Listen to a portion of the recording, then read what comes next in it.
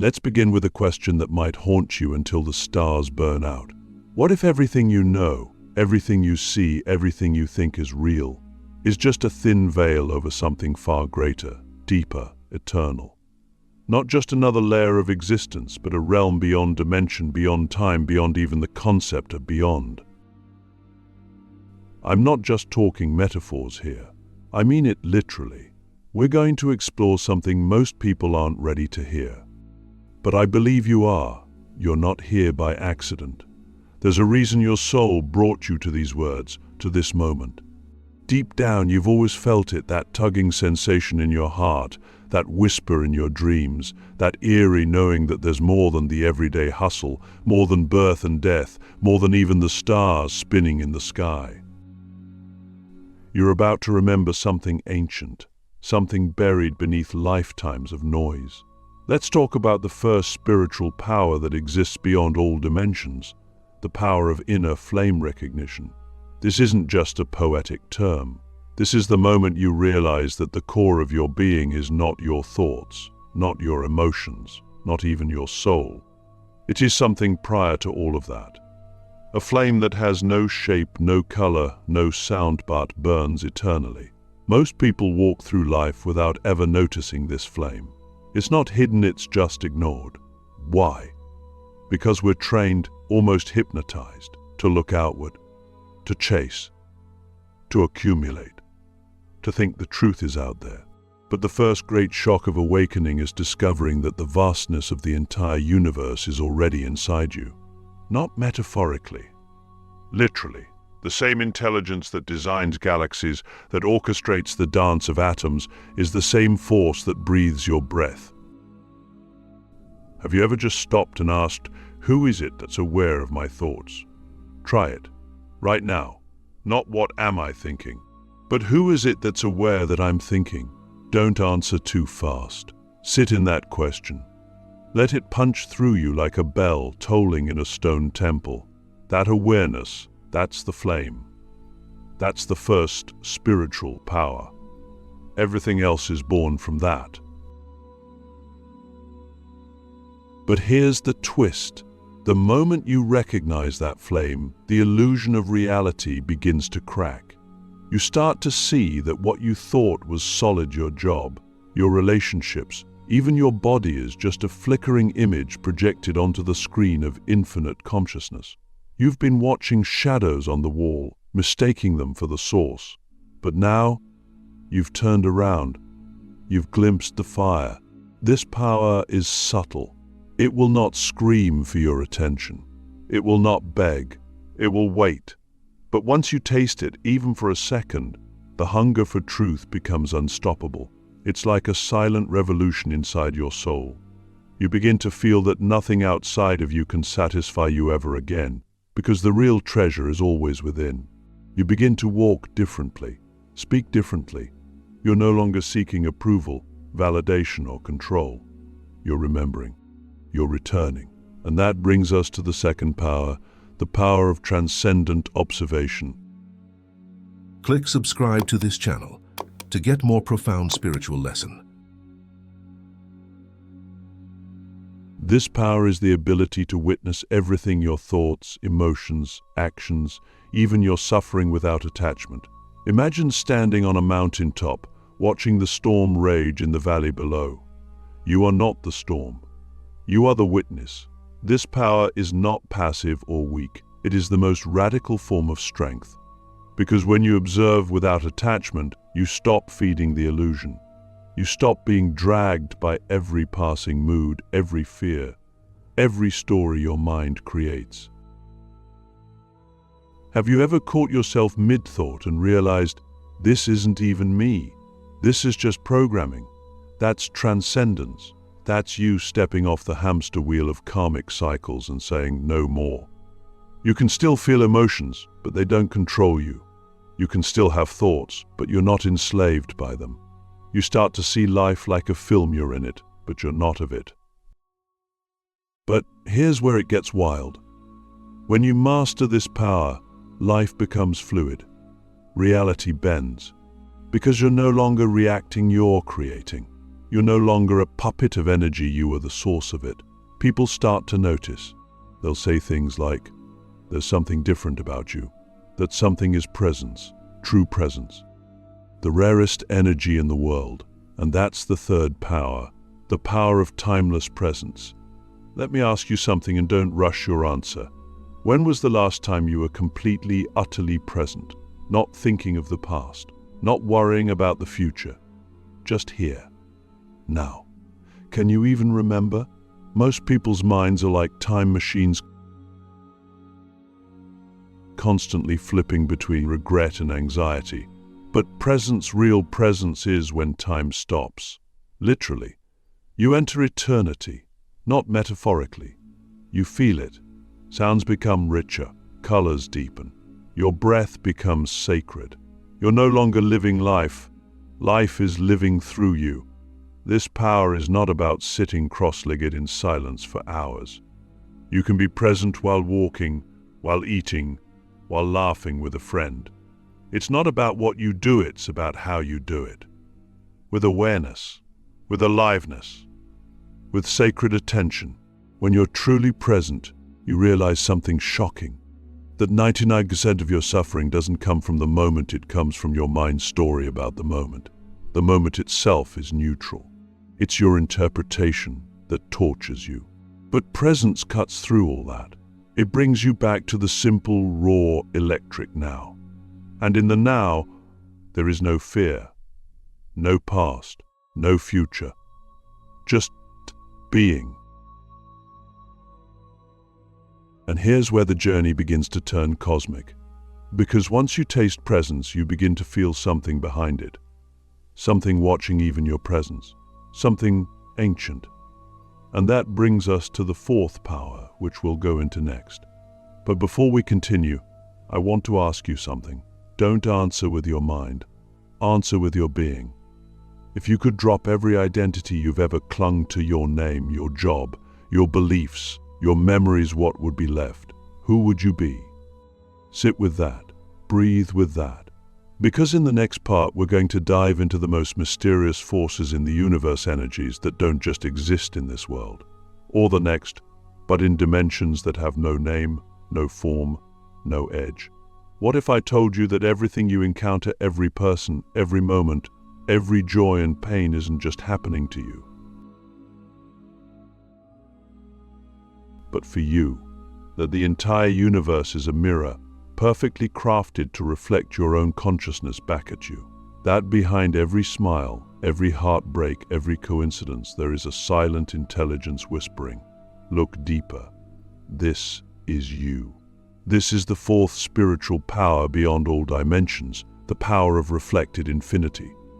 It's not merely a concept, it's an experience.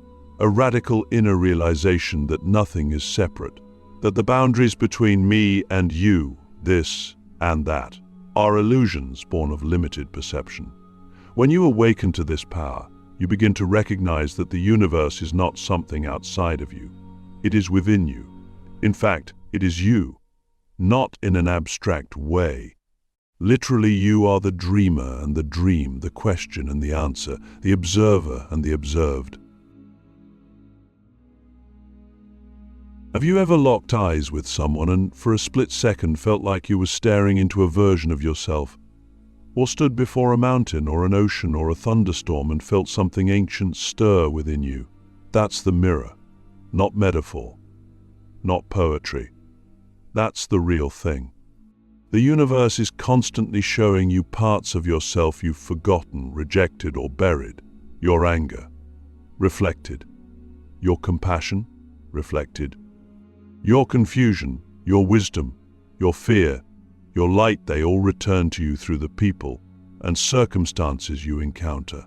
Nothing is random. Every meeting is a message. Every hardship is an invitation. Every joy is a reminder. But here's the secret that only a few ever dare to accept. There is no other. Every person you meet is a manifestation of your own consciousness, exploring itself through a different perspective. Yes, even the ones who hurt you, especially them, they are your teachers. They are the friction that sharpens your soul. The more you resist them, the more they return. But the moment you recognize the lesson, the mirror changes. Your world shifts, because you've shifted. This is where things become multidimensional. Once you begin to see everything as a reflection of your inner state, you realize you are not bound to any single timeline, identity, or reality. You are choosing whether consciously or unconsciously what you call into your life through the vibration of your being. This is not magic. It is law, spiritual law, resonance. And this is the fifth power, the power of vibrational choice. You are not a victim of reality. You are a co-creator of it. Every thought you entertain, every feeling you nurture, every belief you hold, they are frequencies, tuning forks, and the universe responds instantly, not to your words, but to your vibration. That's why you can say, "I want peace," but if your inner world is filled with chaos, life will mirror the chaos, not your words. The universe doesn't speak English, it speaks energy. So ask yourself, what am I broadcasting right now? Not what do I say I want, but what am I actually vibrating? If you want to change your life, don't chase things. Change your frequency. Shift your inner world, and the outer world has no choice but to follow. This leads us to one of the most profound realizations of all, that you are not simply a human being trying to awaken your infinite consciousness, pretending to be human, just long enough to remember what you've always been. And the moment you start living from that remembrance, your life becomes extraordinary. Not because you escape hardship, but because you meet it from a place of power, of grace, of unwavering presence. You stop asking, "Why is this happening to me?" and start asking, "What is this teaching me about myself?" And that, my friend, changes everything. There is a presence inside you that has never been afraid, never doubted, never suffered. It's deeper than emotion, more ancient than memory, and more powerful than thought. It doesn't speak in words, but when it speaks, you know it. It's that stillness beneath the chaos, the watcher behind the noise, the calm eye of every storm you've ever survived. This is the sixth spiritual power beyond all dimensions, the power of inner source communication, or as I call it, the voice of the silent architect. Most people go through life mistaking their thoughts for truth, but thought is only the surface. It's like the foam on top of a vast ocean. The real depth lies beneath, in the silence. And in that silence lives the architect, the original awareness that designed your soul, chose your incarnation, and placed you here with precise intention. But here's the paradox: the architect doesn't force. It waits. It whispers. And if you're too busy chasing the noise of the world, you'll miss the most important conversation of your life. So how do we hear this voice? The answer is both simple and terrifying. We must become still, truly still. Not just sitting quietly, but becoming internally empty, thoughtless, expectationless, just present. The silent architect speaks in the language of intuition, synchronicity, and deep knowing. Its messages don't always come with explanations. Sometimes they're just nudges, a sudden clarity, a moment of peace in the middle of panic, a feeling that says, "Turn left here," or "Call this person," or "Let go now." This power is not about religion, or dogma, or belief. It's about direct communion with the infinite intelligence that birthed all of existence. And once you start listening, truly listening, your life becomes guided not by logic, but by alignment. You stop making decisions based on fear or social pressure. You start moving from resonance. You begin to trust the mystery again.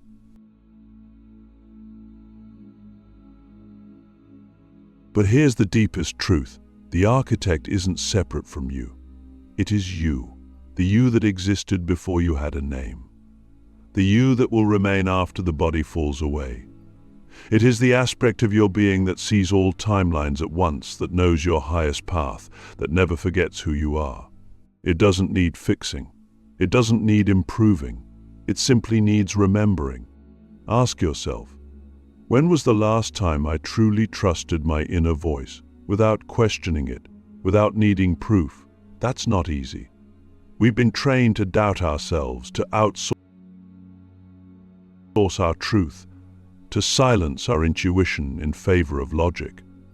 But logic can only take you where others have gone. Intuition can take you where no one has ever been. When you begin to live from this place, something miraculous happens. Your life rearranges itself. Opportunities show up out of nowhere. People enter your world carrying messages your soul has been longing to hear. Challenges arrive not to break you, but to shape you. And through it all, you begin to feel a quiet confidence, a sense that you are precisely where you need to be, even if it doesn't make sense yet. This is not about escaping life. It's about finally entering it fully, with eyes wide open and spirit engaged. You stop being a wanderer and become a walker of the path. Not someone following footsteps, but someone leaving them. And here's a secret that may shock you. The more you listen to the voice of the architect, the louder it becomes, not in volume, but in clarity. It begins to guide you with such precision that even your so-called mistakes become part of the design. You start to realize that nothing was ever out of place, not the heartbreak, not the failure, not the loss. It was all a dance, a sacred unfolding. The architect was always building something through you. But now you're awake enough to participate in the design. So I'll ask you, if you knew that your soul had a blueprint, a mission, a purpose written in the stars, would you dare to follow it, even if it meant leaving behind everything safe and familiar? That question isn't meant to be answered quickly. It's meant to echo inside you until something stirs, something ancient. Because in the final part, we're going to speak about the most transcendent power of all, the one that dissolves every boundary, every question, every illusion. There comes a moment in every true spiritual journey when the seeker disappears. Not metaphorically, not in theory, but in the most profound and irreversible way. The self you've clung to, your story, your ego, your ambitions, your wounds melts into something so vast, so silent, so utterly whole, that it defies all language. This is the final spiritual power beyond all dimensions. The power of absolute surrender to the 0 point. The 0 point is not a place. It's not a state of bliss. It's not even consciousness as we usually define it. It is the field before creation, the space between all things. It is nothingness that contains everything. And to enter it, you must lose everything you thought you were.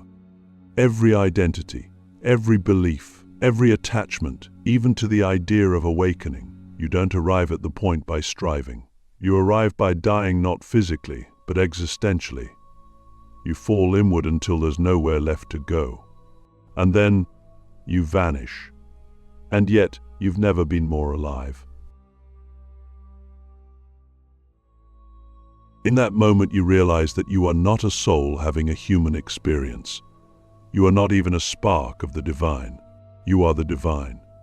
You are the infinite field itself, gazing back at itself through the illusion of separation. You are the silence watching the stars. You are awareness beyond awareness. You are the origin and the return. You are the breath and the breather, and nothing can ever truly touch you again. Not because you are numb, but because you have seen what is beyond all fear. The point is the ultimate paradox. It is the end of the journey and the beginning of all things. It is where time folds into itself and space collapses into pure presence. When you touch it even briefly, your entire perception of reality shatters. You no longer see people, you see energy, dancing. You no longer see events, you see orchestrations of consciousness. There is no right or wrong, no success or failure, no progress or regression. There is only isness, and in that isness, everything is sacred. But here's the part no one tells you. Coming back from the 0 point is the real initiation. Because how do you live in a world of boundaries once you've tasted the boundless? How do you return to relationships, jobs, conversations, when you've seen through the veil of all form? The answer is not to retreat from the world. The answer is to return as love itself, to become a living bridge between dimensions, to carry the silence into the noise, to walk through the world not as someone trying to escape, but as someone who has already arrived. This is the final gift of the 0 point, embodied wisdom. You don't need to talk about enlightenment, you are it in motion. You don't need to preach, you radiate. People feel it. Animals feel it. Even the earth beneath your feet feels it. You become a tuning fork for truth, a lighthouse without effort. And your life, no matter how ordinary it may appear, becomes a transmission of the eternal. So I ask you, not from the mind, but from the silence behind your ribs, are you willing to dissolve? Are you willing to let go of every mask, every script, every idea of who you think you are, to become what you've always been? Because that's the real journey. Not to become more, but to become less, until there is nothing left but light flowing through you. And when that happens, when you no longer resist, no longer grasp, no longer seek, there is only one thing left. Freedom. Not the freedom to do whatever you want, but the freedom from the one who wants. This is the culmination, the seventh power. The dissolution of the seeker into the source. The return to the field where all dimensions are born and dissolve. And now you are home forever.